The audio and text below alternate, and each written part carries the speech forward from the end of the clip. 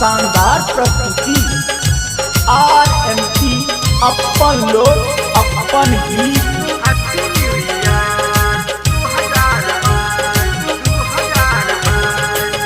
हे ये काकी हे यौ काका, हे ये दादी हे यौ दादा, सुनु हित मित बहिन भाई। 9 वर्ष 2022, 9 वर्ष 2022 सब कियो के दै छी बधाई। 9 वर्ष 2022 सब कियो के दै छी बधाई।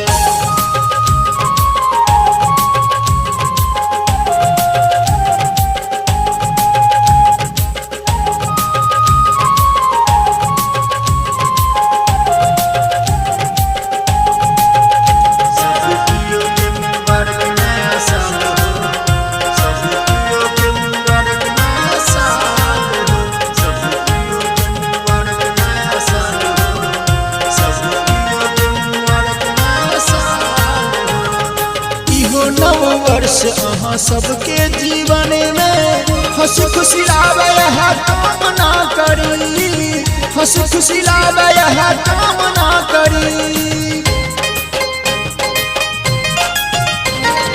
इहो नव वर्ष अहाँ सबके जीवन में हंस खुशी लावे कामना करी। मंगले मंगल हुए ही वर्ष में, मंगले मंगल हुए ही वर्ष में, दूर रहे सब दुख बलाय।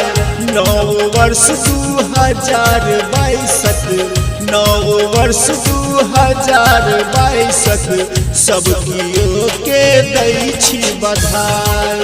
9 वर्ष 2022 सब कियो के दै छी बधाई।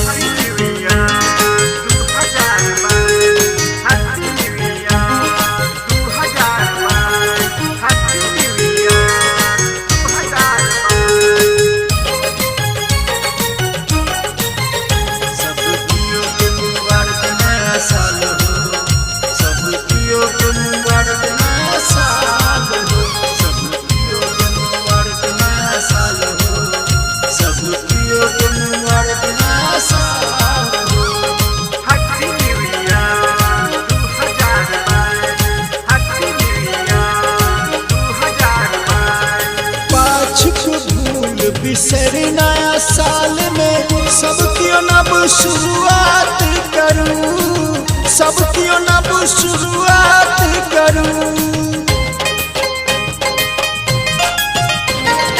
पाछुक भूल बिसर नया साल में सब क्यों नब शुरुआत करूं।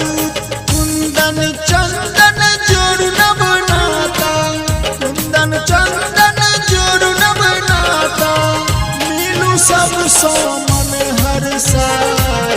9 वर्ष 2022, 9 वर्ष 2022 सब कियो के दै छी बधाई। 9 वर्ष 2022 सब कियो के दै छी बधाई। ऐसे ही शानदार प्रस्तुति देखने और सुनने के लिए अभी सब्सक्राइब करें हमारे YouTube चैनल RMP स्टूडियो को और साथ में बेल आइकन को दबाना ना भूलें।